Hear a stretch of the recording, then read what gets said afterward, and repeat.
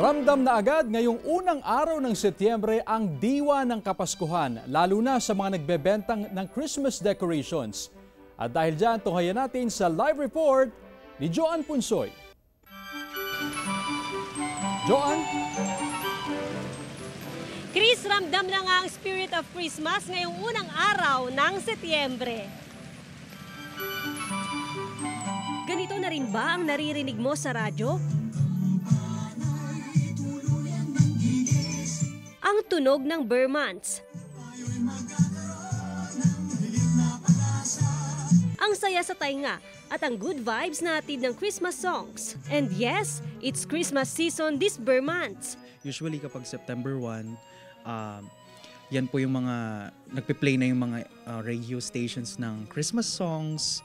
Kasi yun po yung usually na nag-uumpisa pong mag-countdown.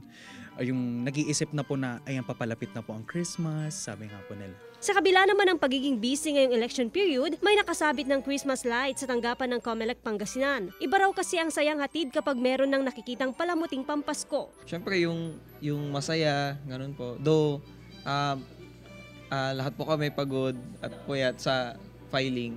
At nag-start naman yung burn na naramdaman ko naman na gusto ko na magtayo ng Christmas tree.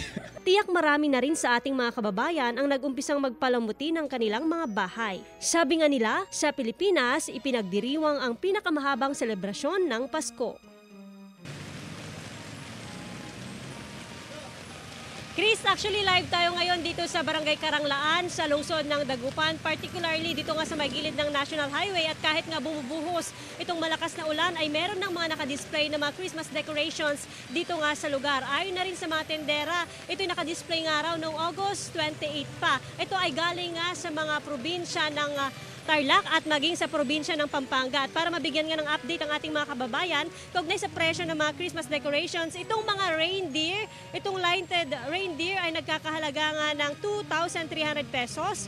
Small size yan, 2,800 pesos sa medium size at 3,500 pesos naman sa big sizes. Pero sa mga kababayan naman na mahilig nga sa mga Christmas lanterns, nako, same price din ito, Chris nga. 2,300 small size yan ng Christmas lanterns, 2,800 naman sa medium size at 3,500 naman sa big sizes. Mas mataas pa itong presyohan, depende nga sa klase, sa disenyo at ng sizes nga. Itong mga nakikita nyo, Chris, ito yung mga kilalang Christmas lanterns na gawa sa kapis. Actually, ayon na rin sa mga tendera, lifetime nga raw na maintenance kapag bumili kayo dito, kapag nasira itong mga Christmas lanterns na binili nyo dito sa lugar. Kumukuti-kutita, paramdam na itong spirit of Christmas dito nga sa Barangay Karanglaan. Pero sa ating mga kababayan naman na nagtitipid, especially kapag papalapit na raw itong Pasko, ay talagang magmamahal pa itong presyo nga ng mga Christmas lanterns. Pwede namang mag-improvise o gumawa na lamang ng simple pero tagos sa puso itong paggawa.